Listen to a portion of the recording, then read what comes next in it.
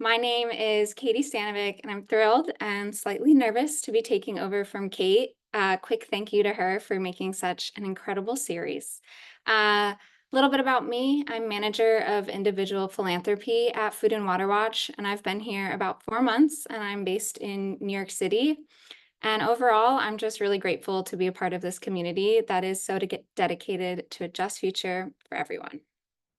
So this afternoon, we're going to have a great conversation with media experts about how food, water, and climate issues are covered in the media, how that narrative has changed over the years, and how media and environmental activism go hand in hand.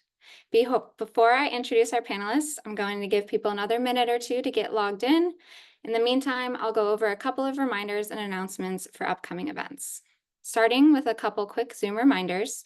If you need to turn on closed captioning to add subtitles to your screen, click on the captions button in your Zoom toolbar to turn those on. Keep an eye on the chat box. That's where we'll be sharing some links to resources and ways to take action.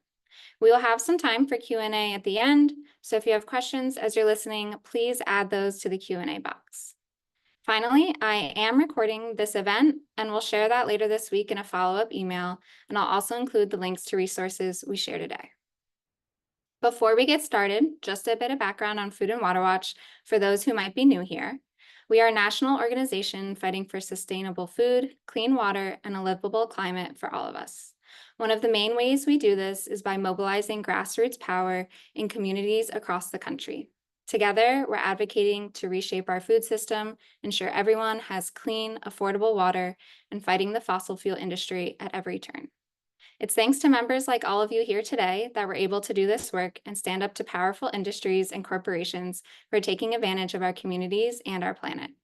Food and Water Watch doesn't take any corporate money because it's exactly who we're up against in this fight: corporations with deep pockets. That means it's people like all of you who make this fight possible. If you'd like to make a gift today, you can click the link in the chat or text the word gift to 23321.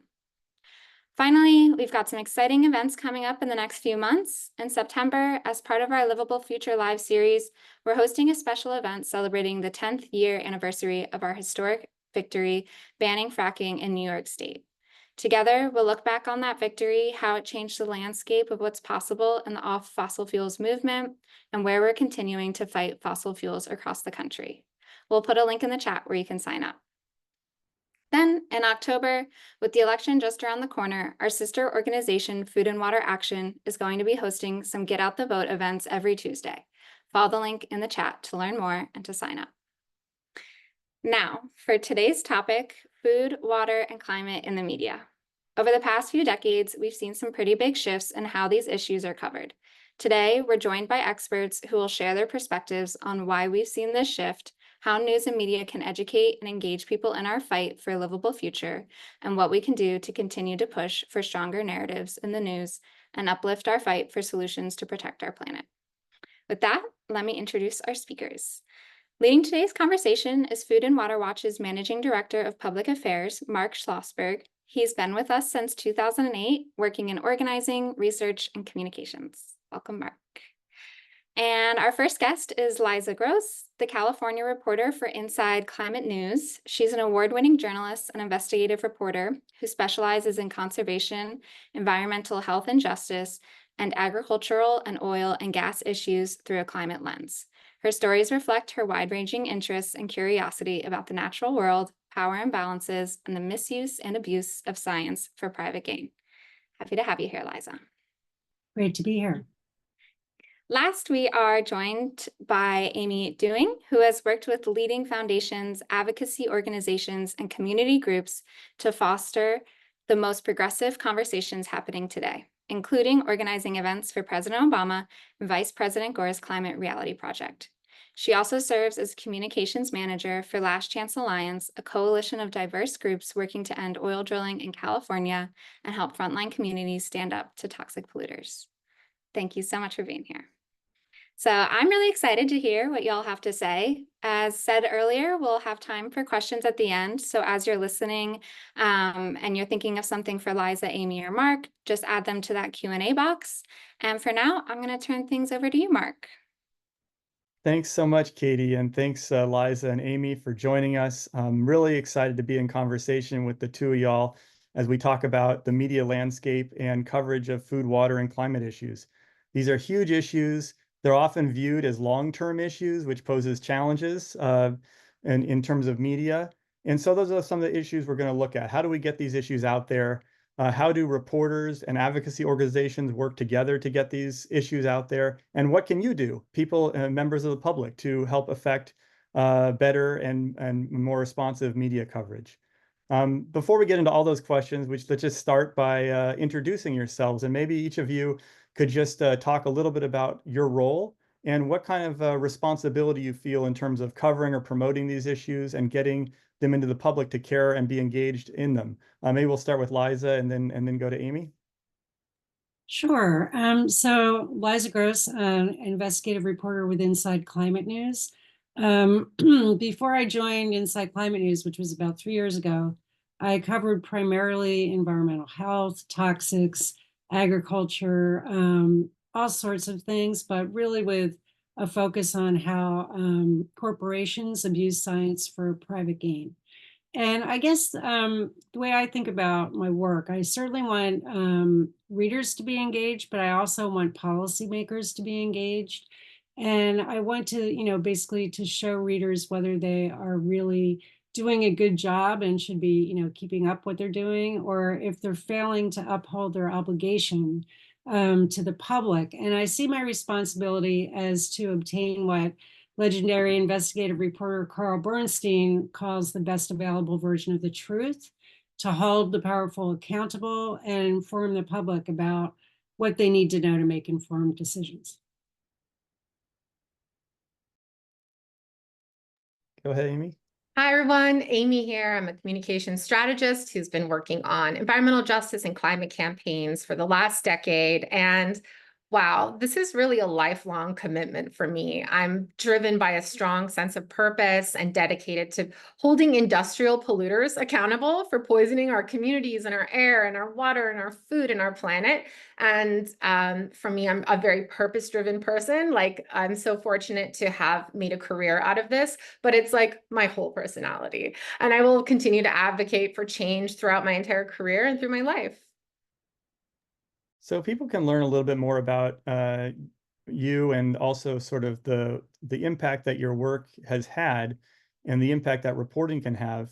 Maybe starting first with Aimee, and then we'll go to Liza. Maybe you could share an example of your reporting or pitching that has come full circle and led to real impact in life or policy. I know both of you have examples of these, so I'd love to have you share those. So Aimee.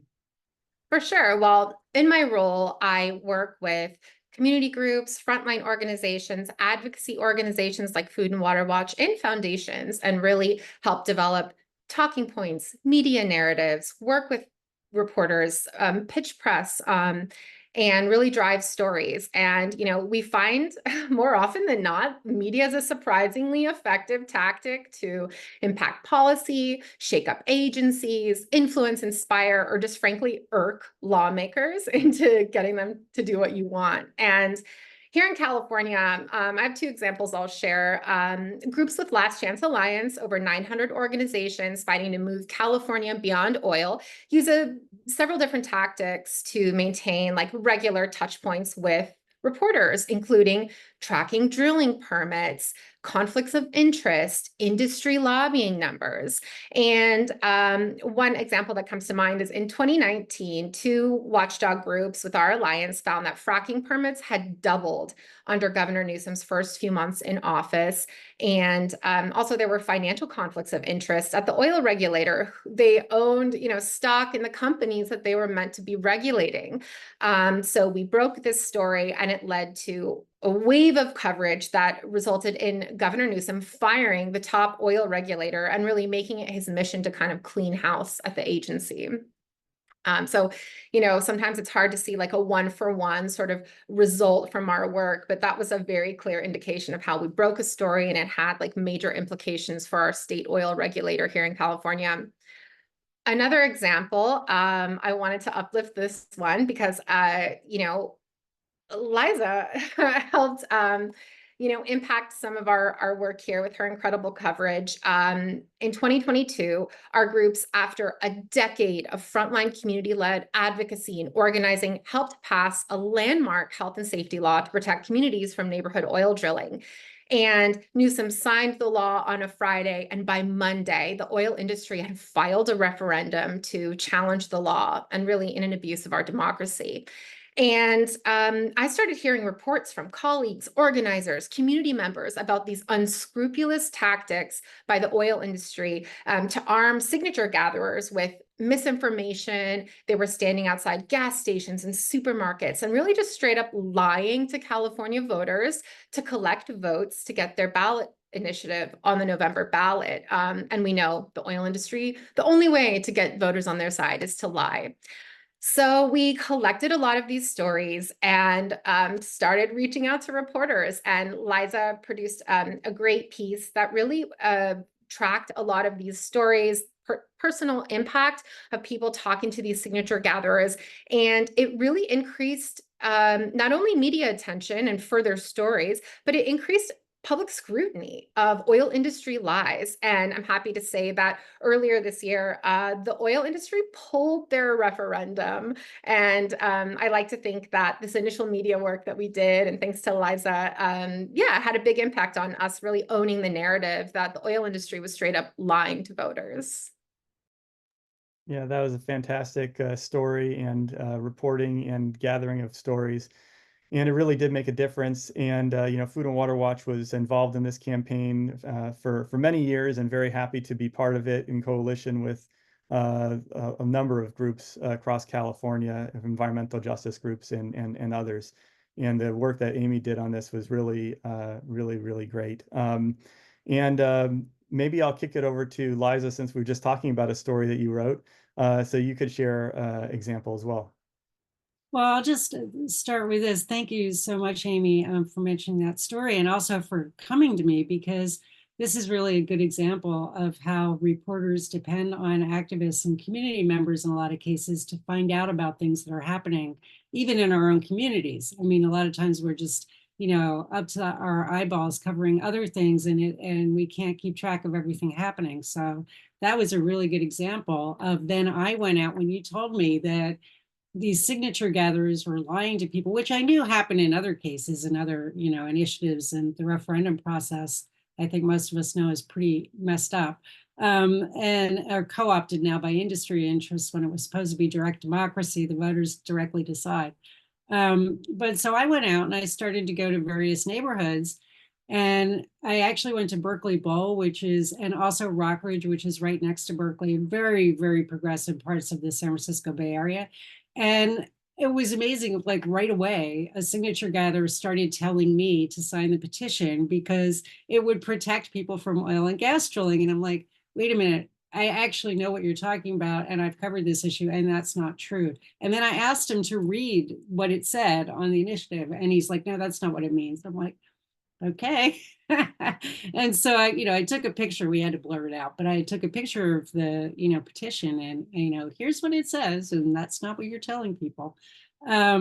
So that was pretty eye-opening. Not that I didn't believe you, but just to be able to have that, my own experience. And it happened several times, which was in the story.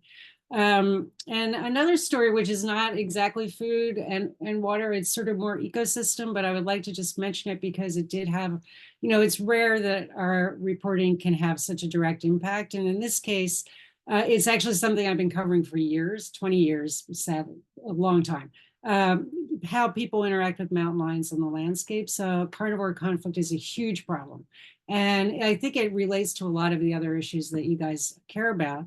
And I had gotten a tip from someone who works on these issues for years, that all of his study animals were getting killed because people were putting out their hobby animals, their goats and their chickens and all this stuff, which was good that they're using that to raise their own food, but they didn't protect them. And so a young mountain lion would take free lunch and then get shot. And so I wrote about this, and it was just one cat after another getting shot. And I found out recently that this story helped convince the Washington Department of Fish and Wildlife to put a cap on hunting the cats so that we don't just like shoot all of them because people don't know how to live in the wild. So that's one thing. But then I also wanted to mention a story that actually started when Julie Light, who used to be Food and Water Watch's communications director, told me something that I actually couldn't believe at the time, was that California regulators were allowing Chevron to use its wastewater from its oil drilling to irrigate crops. And I said, what? That doesn't sound like a good idea. And at the time I was a freelancer, so I didn't really have time to dig into it. But once I got to, and this is actually an example that, you know, a freelance outlet might not have taken because it just takes months. And that's really hard to do as a freelancer. Just so you guys know that. I mean, investigative reporting as a freelancer is very difficult. So once I got on staff, I pitched this story to my editors and they're like, go for it. This doesn't sound good. And so what I was able to show, talk about conflicts of interest, the firm that California state water regulators were relying on to say that there was no problem, nothing to see here, was actually a Chevron consulting firm. And not only that, they didn't ask the right questions, which is basically how a lot of things happen when you have industry science. The questions aren't correct, or they don't use the right methods, or a variety of things. And so really, they have no basis on which to say that there are no health risks. There are other stories, but we could move on and I could get back to them if we have time. No, that's a great story, and we put it in the chat. And also, I'll note that we first learned about the some of these practices and the details about it through records requests through the Coeel Water District. So there's lots of different tactics that sort of go into play in these evolving, sometimes many years long efforts to expose some of these practices.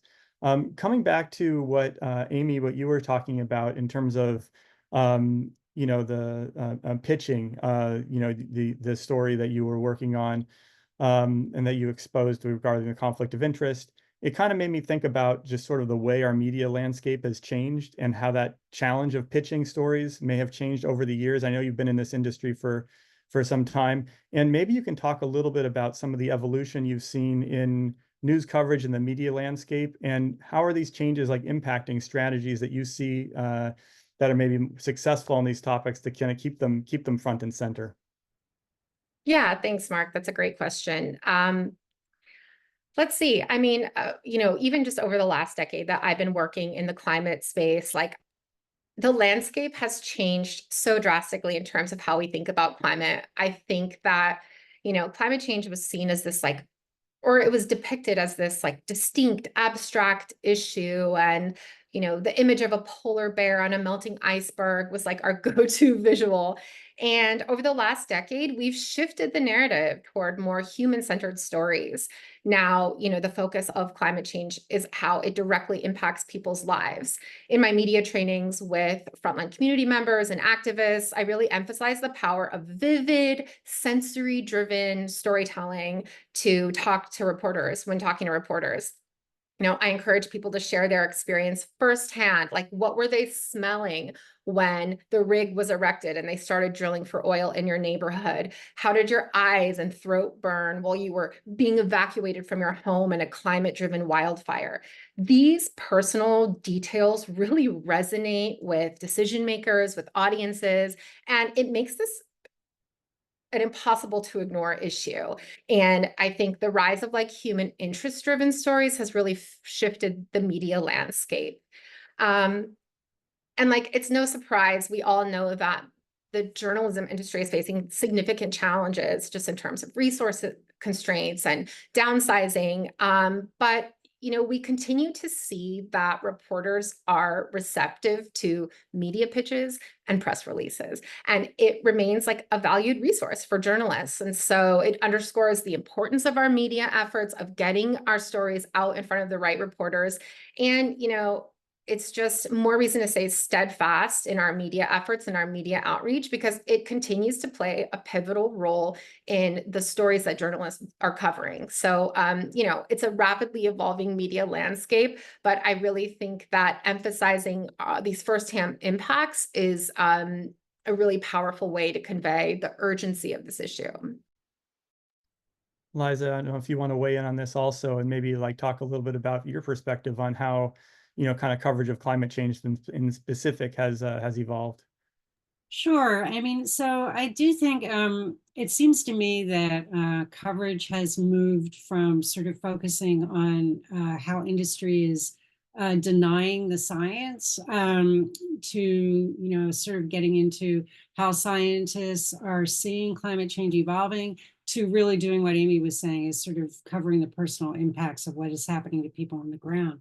And in fact, one of the stories that I did for the Produced Water series, there were a variety of stories that I did that showed what the California regulators were completely ignoring when they said there was no problem with using this water. And one was just allowing the perpetuation of, neighborhood oil drilling. And I went and I visited a family where this young woman who had nosebleeds since she was, could breathe, basically, had a huge pump jack, like it was 5 feet from her bedroom window. And so I detailed her personal experience when an oil well is your neighbor. I can provide that link later. Which was really just heartbreaking in so many ways, because she couldn't concentrate. She was now in her 20s when I talked to her, and she couldn't concentrate at school. I mean, because it's still there. And even with the setback law supposed to be enforced right now, I should be talking to her, actually reminding me to see what's actually happened there, if there have been any additional restrictions. And I guess I would just say, Inside Climate News, where I work, was founded, 2007. And then it was really pretty much an outlier with just, dedicated coverage to climate change. But now there are podcasts, there are, newsletters from major outlets and that sort of thing. And I just think that even more so, there are reporters who sort of try and blend climate coverage into their reporting. And just think about it, since it really is, it's, one of the most urgent issues of our day. I don't think that's really that much. I don't think you can really argue about that. And so I think I'm seeing more people in, Washington Post and other places, New York Times, that are sort of blending it into their coverage. Certainly the LA Times has great coverage of climate, I think. You guys may disagree, but Aimee, I see. Do you want to jump in? You seemed like you were about to say something. Oh, I was vigorously agreeing with Liza, but I think despite the changing resources and dynamics of the media industry, we continue to see that reporters have beats, and they may be covering a variety of beats, but there will always be climate reporting, and we continue to see climate change, work its way into for instance, wildfire coverage or weather coverage. I think we have seen increasingly that climate has just worked its way into the national narrative on a lot of these other issues where it wasn't before. Yeah, and Aimee, Liza mentioned, Inside Climate News expanding significantly since 2007. And there's also been, in this changing media environment, which you've referenced, evolution of more, outlets, smaller outlets, local outlets, et cetera. Even as some of the larger, kind of legacy media has been downsizing. Can you talk a little bit about the value in that, sort of how that affects your strategy in terms of who you're going to pitch, and how you can reach out, and how we can get stories out to large numbers of people to impact decision makers? Definitely. Well, independent journalism, freelance journalists play a huge role in elevating stories that have yet to gain traction, let's say in more mainstream media outlets. And, independent journalism can often have a little bit more leeway in terms of deep investigative work, and really provide the foundation for broader coverage. If you get one story, it can lay the foundation for a wave of coverage to follow. So even if it's a lesser known outlet, with the power of amplification through social media and through our networks and fellow activists, that one story that you land in an independent outlet can be extremely beneficial in sort of turning the tide toward a more, mainstream, broader audience. Also, independent journalists are really receptive to support and feedback and promoting their content on social media. So it kind of provides sometimes more direct engagement and collaboration with reporters. And on that note, I wanted to quickly also address this like ongoing conversation around Twitter. And yes, I will continue to call it Twitter forever. I'm never going to call it X. A lot of people ask me like if they should still be on Twitter because there's just multiple problems with the platform, well-documented challenges. I always say, like, as long as lawmakers and journalists are on Twitter, activists and organizations should be too. I mean, journalists continue to use Twitter to find sources, to stay up to date on events and news. So it's a powerful tool for like democratizing information. And so just wanted to put in a little plug for both the interplay between the, independent journalism, landing stories, and then creating a feedback loop of amplifying those stories on social media. Yeah, thanks, Aimee. I know that obviously social media is a whole different ball of wax than what we're talking about, but the relationships that are able to and relation that you're able to do through social media with journalists is a big different part of pitching that didn't exist, 10, 20 years ago as much. So that's definitely a different wrinkle in that for sure. I guess the next point I wanted to bring up is and you touched on it a little bit, Aimee, when you talked about, bringing forward the human interest. But a lot of people think about climate change still, even though it's happening right now in a major way as a long-term issue. And often it's covered that way. And even though we're witnessing its impacts. And maybe you could speak to, and I guess maybe I'll put this to Liza first and then you, Aimee. What are some of the challenges you see in making sure that getting people to think about through your reporting as immediate issues, not ones that are like long-term, but ones that are having current impacts? Oh yeah, I can definitely address that. So we obviously have different beats, and one of our reporters sort of focuses on the policy and science. So when the national climate assessment, that sort of thing, that was actually an all hands on deck thing because it was so huge, and also the latest global climate summit, UN summit. But also a lot of us are thinking about covering climate disasters where we live. And so in California, I've covered wildfires and how farm workers are at great risk, and actually how wildfire fighters themselves are at great risk, and how suicide is an emerging and growing issue because it's just, they're underfunded. It's just the nature of the job for one thing, and they're also underfunded, and it's just, you just see horrible things and it just takes a toll. But two stories that I did that look at extreme weather events. One was looking at sort of under the framework of how Indigenous farm workers are facing even more barriers and hurdles than Spanish-speaking farm workers, primarily, but not only because of language isolation, but many other reasons as well. Further discrimination for being Indigenous is what many have told me. But there was a catastrophic flood in the Central Coast in California. And that was because a levee, so basically it's near Watsonville, which is near Monterey, which some of you probably know about. And the levee was not maintained on the side of the river where mostly farm workers lived, and mostly Indigenous farm workers lived. Not all, but mostly. And it had devastating effects. And so telling personal stories, it took a lot of work. And this is where activists and community members were extremely helpful to earn the trust of the people that I wanted to talk to. And so I could explain to them that I'm not using, there's a real concern about, using people as a tool, right? Exploiting them. And I was trying to explain what my reporting aimed to do, what I was hoping to do with the reporting, which was, help policymakers see that this is not okay, the way these people are really being left behind.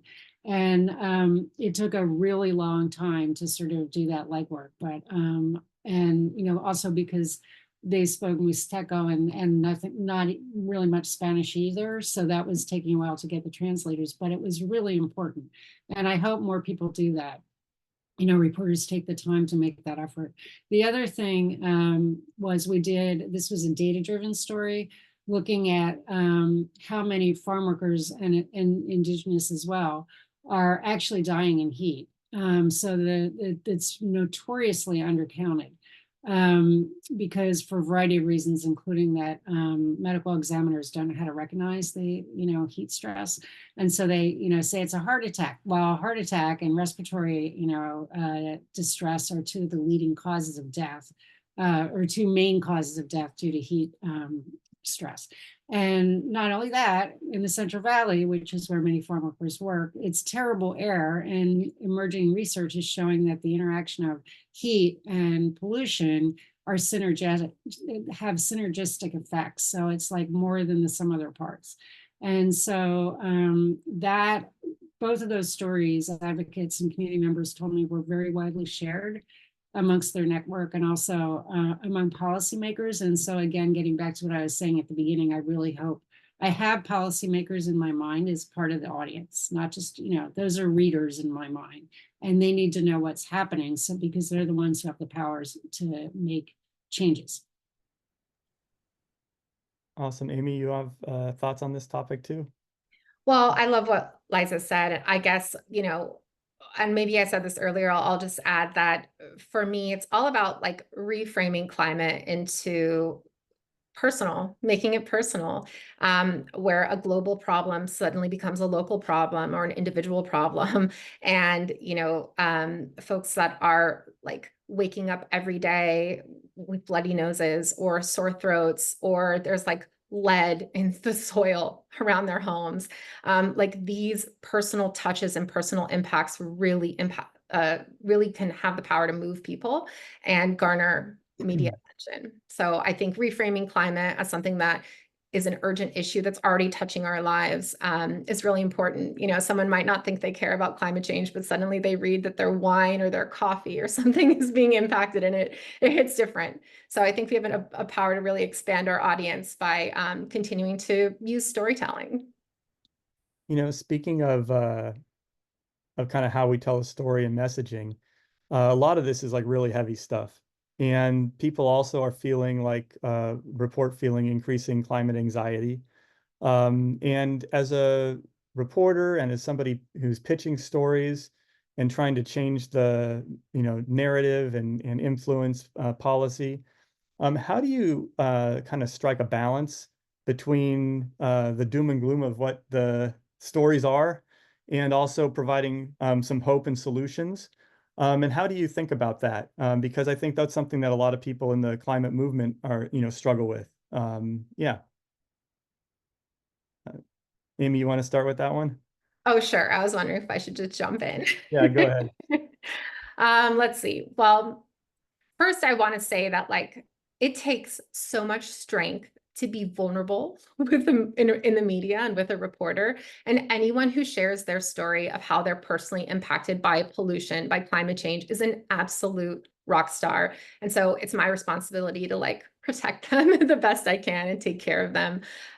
So I just wanted to say that like that's the real soul of the work we do, is these like brave people who like share their personal stories. And I've been fortunate to work with impacted community members and really have learned that it's my core responsibility to elevate their voices and spotlight their leadership. My work isn't about tokenizing stories or framing communities as victims, but really uplifting frontline leadership. It's central to all the work I do, and highlighting how communities are confronting injustices they face. And I know that there's like growing discourse about reframing the climate crisis in this more positive light to attract a wider audience or like reduce climate anxiety. And I understand that there's like a lot of research and anecdotal evidence that is in favor of that. And maybe I'm being a contrarian, but I always think of this work in terms of like problem messaging and solutions messaging. And we see it sort of mirrored in the like demand side and supply side messaging. And I will always be pushing problem messaging forever.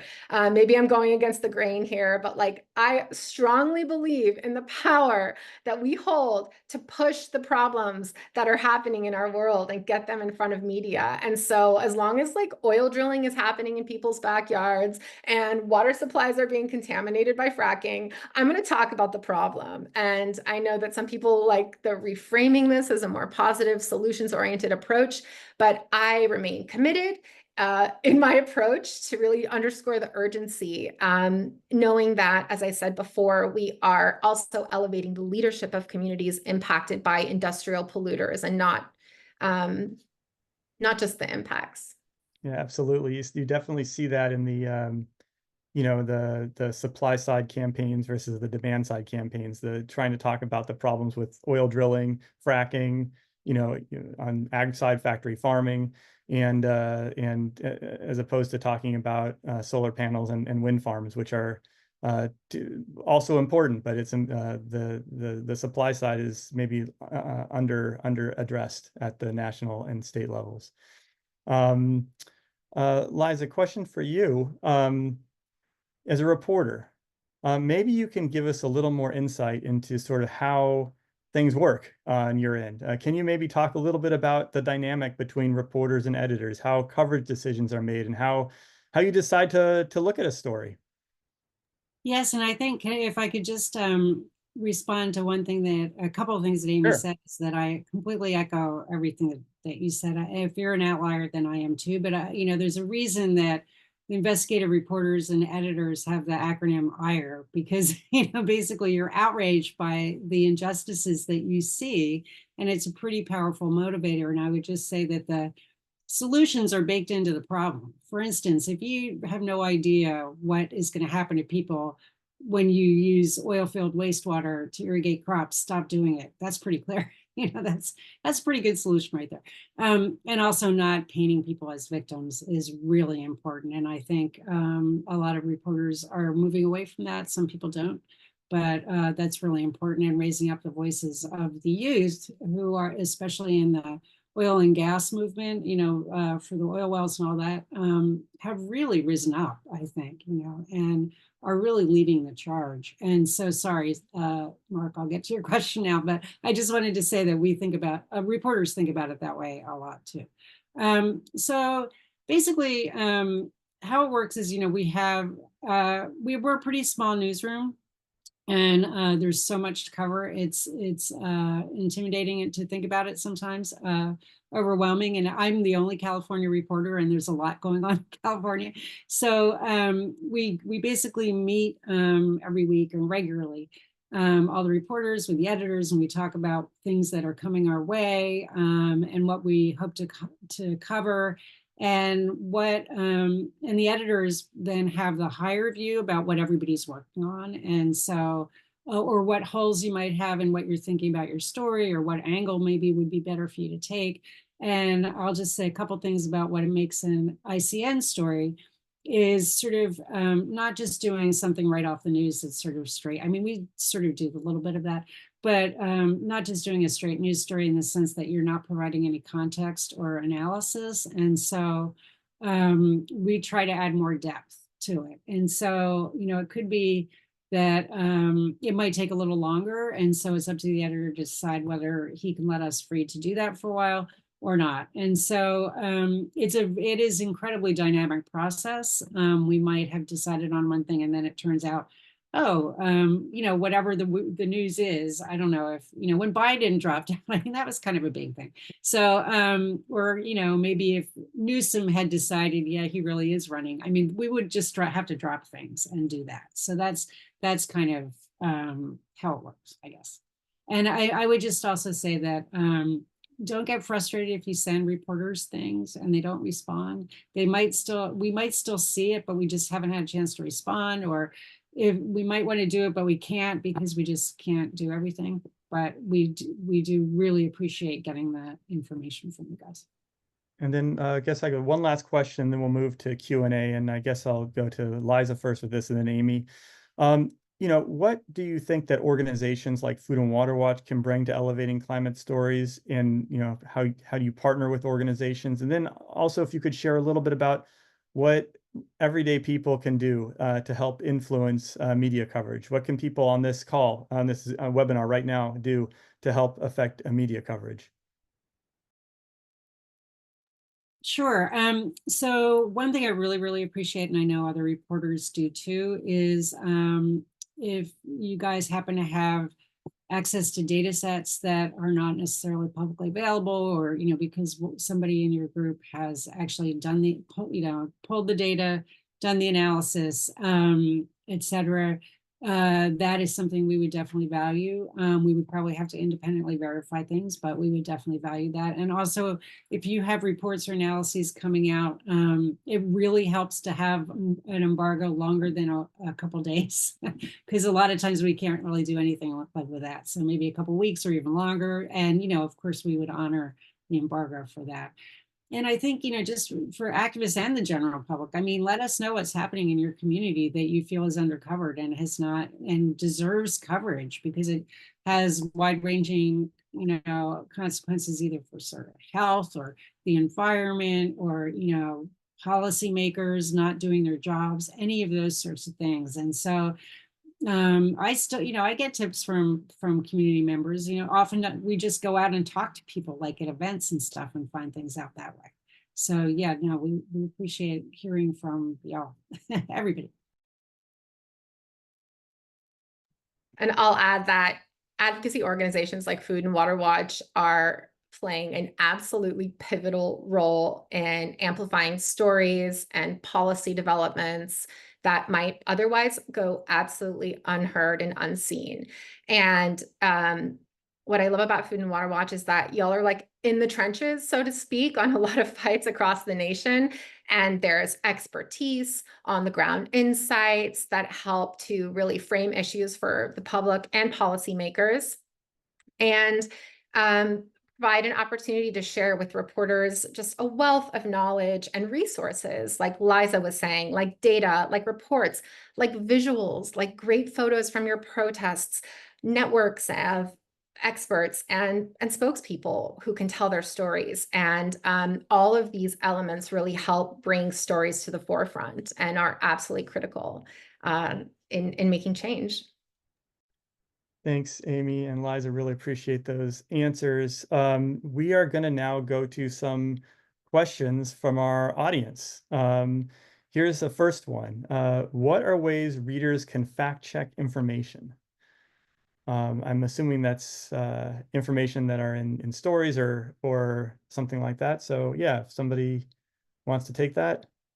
Well, I could just start with that one. So what we try to do, or I try to do a lot, the way that I fact check, it has to be primary documents. And so occasionally I might say the LA Times said whatever, but if I'm doing an investigation, it needs to be primary documents or primary data. And so the way a reader can check that themselves is I usually put links to things like that so that they can see it and read it themselves. I explain what it is, but then I have these links. And so it's going to go to, meeting notes, or, a video of like the California regulators talking about how they are using the Chevron in-house firm to evaluate their signs, things like that. So that's one way. And I guess, even trusted outlets are going to make mistakes. So that's why it's really important for us to put corrections at the bottom of stories. And if you see an outlet that never does that, they're probably not necessarily fact checking their work. It's hard to know, but I'm not disparaging anyone, but that's just a sign that they are checking and correcting. Yes, I was going to uplift primary sources. Also reverse engineering this question a little bit. The most effective way when you're emailing a reporter and pitching a reporter, like I'm including a link to the meeting minutes where, like this quote was said, or a link to the campaign finance documents on the state of California's website. So using primary sources is always the best way to pitch reporters. On the flip side, as a reader, to answer the question, this whole fake news thing, like I know that clickbait is real. There's a lot of like very questionable reporting, or like, outlets trying to sway people. But for the most part, I always tell people that journalists are some of the most honest, and there's so much integrity in journalism. Like journalists don't just like take what you say and write it down. There's so much extensive fact checking. There's they get information from one source and find another source who can corroborate that. So I really believe that there's a lot of integrity at the heart of journalism still, but always look for primary sources if you want to dig in and do your own research. Well, here's a related question to that, Aimee, that we got. This question is something that I hear sometimes. How do we make sure that, and what can we do to prevent media from promoting one-sided or unscientific agency or industry narratives? So that is the kind of the flip side of the question that we were just addressing. For sure. Well, we all know that it's a tried and true industry tactic to fund bogus studies, to come up with BS research, sorry. And it's a tried and true tactic to push misinformation. And so if you ever see something, one easy tactic that you can use is an LTE, a letter to the editor. You can absolutely, anyone, and this sort of gets to the earlier part of your question that I didn't answer, what can individuals do? Anyone can write an op-ed. Anyone can send an LTE into an outlet.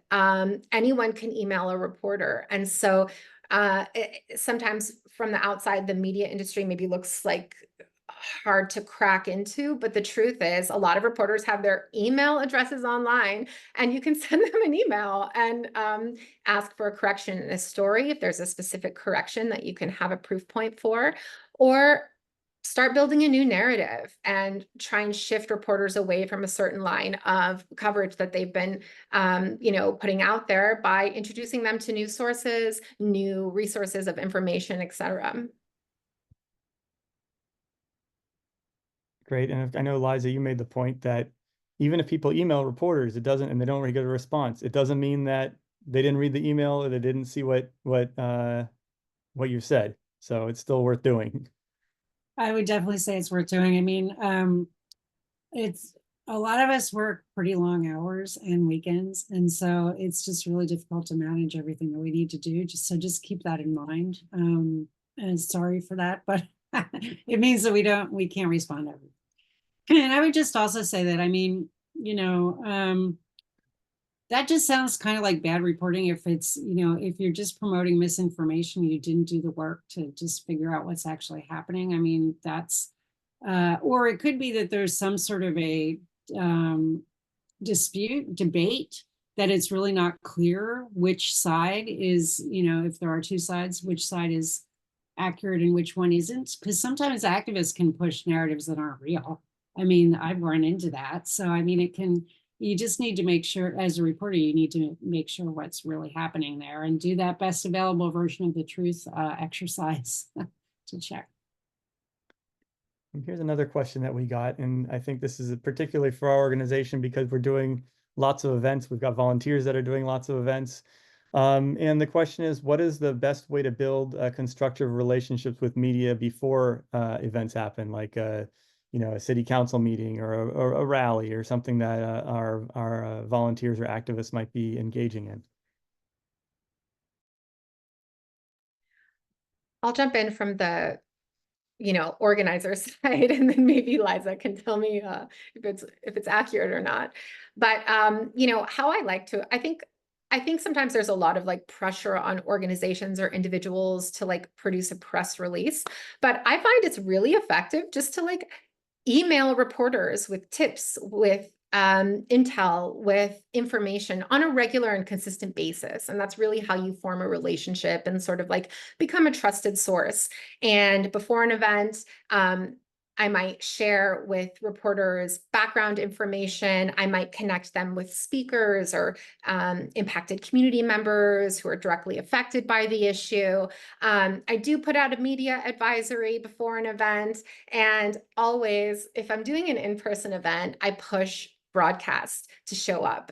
There's nothing like feet in the street and having TV cameras there, or radio reporters capturing crisp audio, or frankly, print reporter photographers there.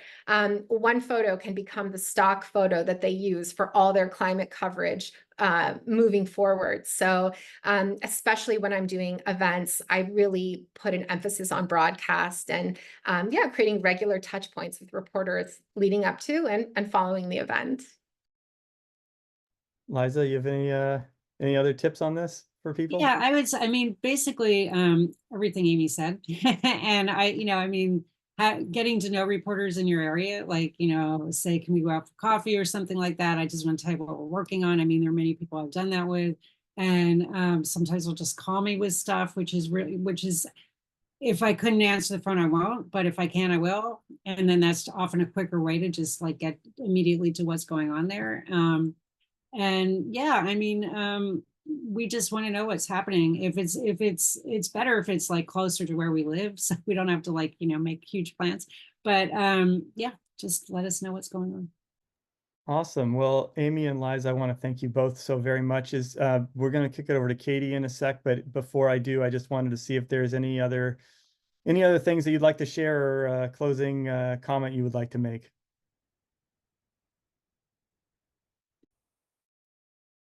Thank you so much for inviting me to be a part of this conversation. And yeah, I just want to underscore the power that media holds to impact policy, to make social change, and thank all of the advocates and activists and community members out there fighting the good fight. I am honored to do the work I do and always available to chat if anyone is interested in continuing the conversation.